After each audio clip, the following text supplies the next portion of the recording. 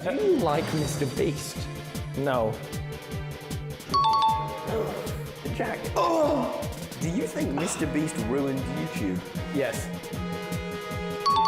Oh! Now, in all honesty, Jack, why? Because it became more about views, money, and popularity than it did about having fun.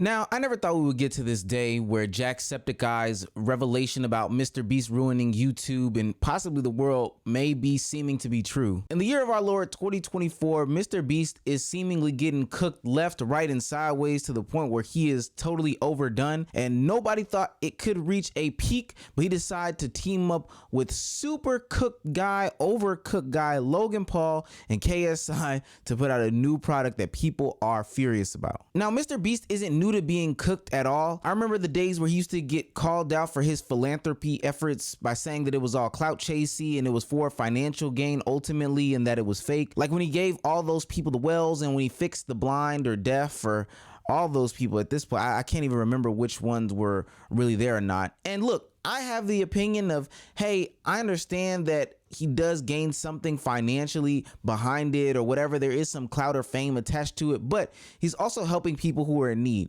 So who am I to tell these deaf people, hey, take those things out your ears that he gave you.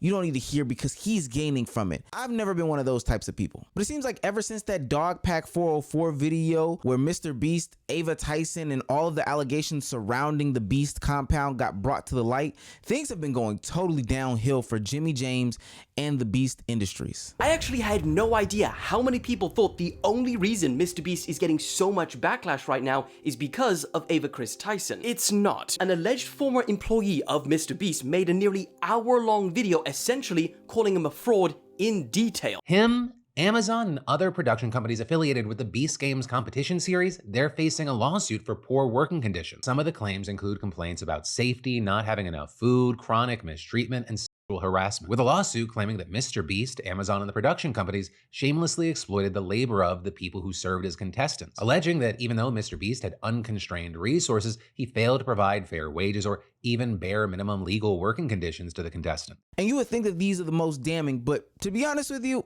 it's not. It would actually be MrBeast teaming up with internet loser Logan Paul, and I'm not saying that he's the loser, that's what the internet's saying, to make Lunchable replacements. That's right, they took MrBeast brand name, they took the Prime brand name, they smacked it together and made a kid-friendly lunch, you know, on-the-go snack, and people are so upset about it. Crunch Bar. Whoa.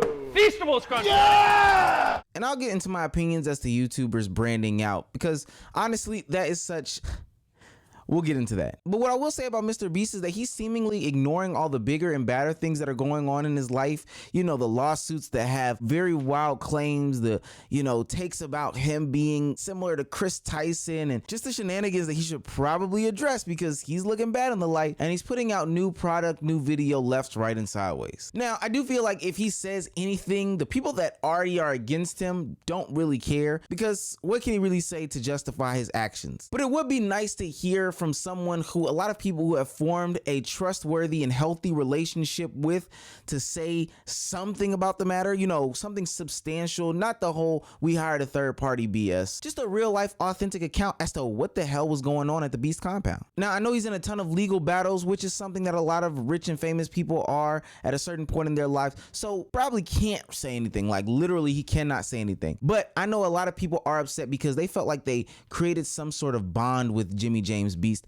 and they feel like he owes them something because of the personal relationship they have. Now, I will say there has been something that has got them to respond, and it is the whole debate about the healthiness of the Lunchly meal. With Lunchly, you get double the amount of liquid. Prime has no sugar added, more electrolytes, and more B vitamins. MrBeast took to his Twitter platform after getting criticism after criticism about the healthiness of the Lunchly meal that they claim to be more healthier than Lunchables, and defended his own product. Lunchables sells hundreds of millions of units and countless people eat it. Our goal is to give a better for you alternative to it. Our turkey meal, for example, is 80 less calories, 60% less sugar, more electrolytes. We use real cheese. They put cheese product they can't call it cheese, and higher quality meat, etc., etc. Now, not only did this tick the critics off, but this also took real medical doctors out of their cubby holes, sports medicine physicians, all these things to come out of their cubby holes and defame the claims that MrBeast had on his platform. Even Logan Paul too. Brian Sutterer, MD, says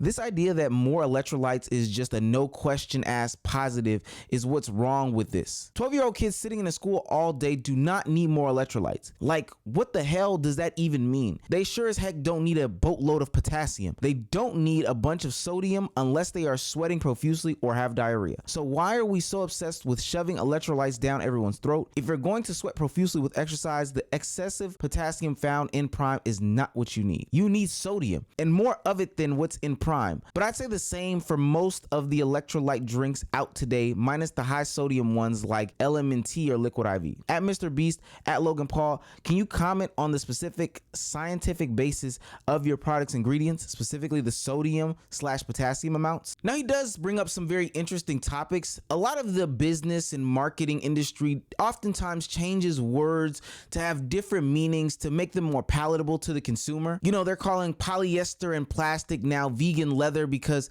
that seems like a better and more healthier alternative than traditional leather that comes from an animal. But in reality, vegan leather is just plastics that you're putting on your body. Me, true vegan leather is coming from natural sources like pineapple, mushrooms, and even cactus. Dishonest companies marketing their plastic-based material now as vegan leather. That's not cool. So this whole claim of electrolytes being the new latest and greatest thing to get kids going when kids are more inactive than they've ever been in today's day and age, there's no reason why we should be sugarcoating the things that are being put into their meals and dressing them up with different names that seem to be more palatable. Just tell it like it straight up is. Stop calling poop fecal matter or feces or excrement.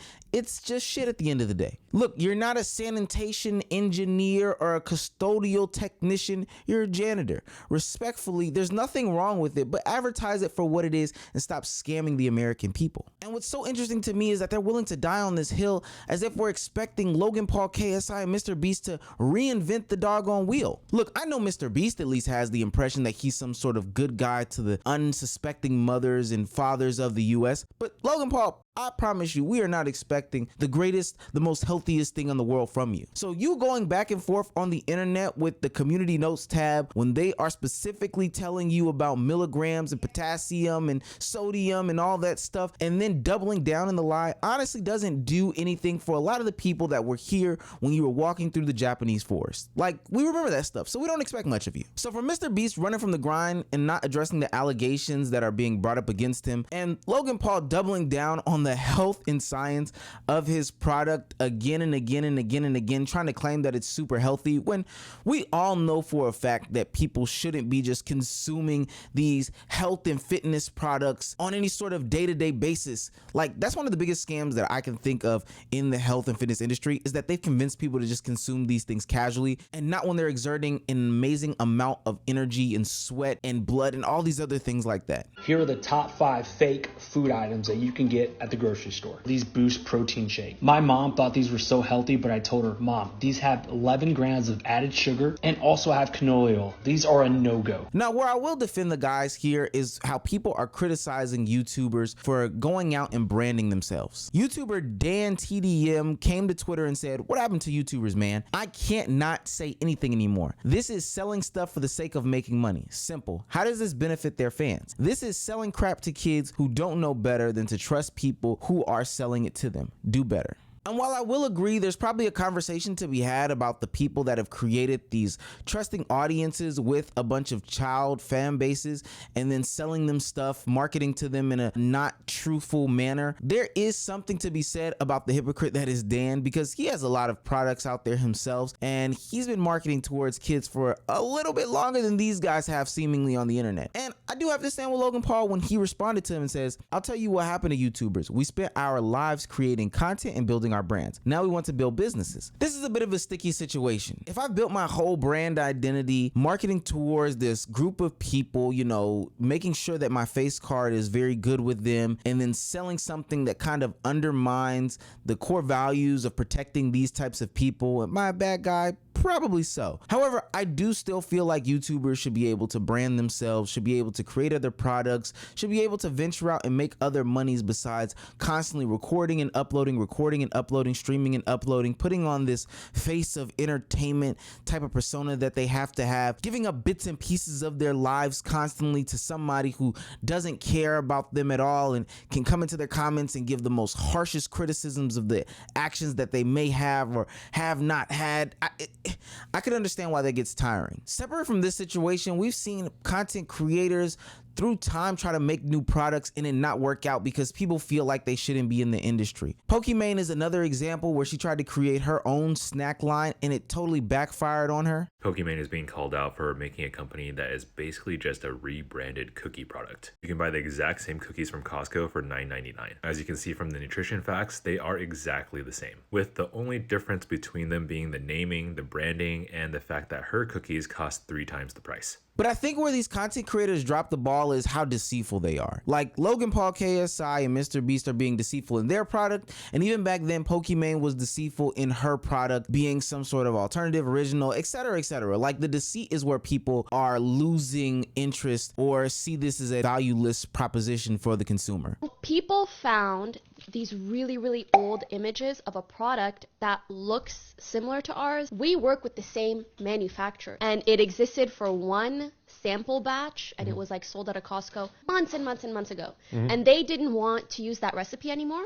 So when we started working with this manufacturer, we taste tested a bunch of stuff of theirs. So we took that recipe and we refined it a lot. And trust me, this wouldn't be the first time in which big brands deceive their core audience, but I believe it's because people have such a close and seemingly personal connection with these content creators that they feel as if they shouldn't be lied to or subjected to the lies. And kind of having a bad reputation that we've seen for the past, I don't know, 5-10 years with a personal connection doesn't help it either. Feastables just launched in Germany.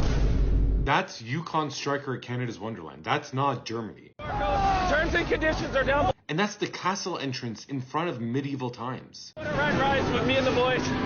That's Windseeker. If you look closer in the background, that's Wonder Mountain at Canada's Wonderland. It gets super hard to defend MrBeast every day. Like I don't really see a way to defend, his actions. I think MrBeast wouldn't be facing all this backlash if 2 things were true. One, he didn't team up with Logan Paul and KSI, and not necessarily KSI because KSI seems to skate through all of these situations and he could be a good guy, but also it seems like he is attached to Prime but also separate from Prime, which is interesting in the concept. But 2, for MrBeast, if he didn't have all these allegations and legal matters going on right now, then I think that a lot of people wouldn't be saying these things. Hell, even if he just addressed some of the situations, I think a lot of people would be happier with that than him going radio silent about them. But let me get this clear. I do think that it is hard to address those situations, especially when they directly involve you, and that's without a shadow of a doubt. Around a year ago, Kai Cenat found himself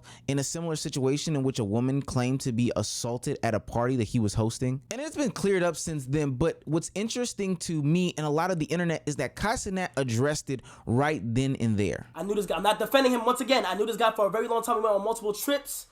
You feel what I'm saying? Never was this. He's not that type of person. I'm not saying shit didn't happen. I'm not saying none of that.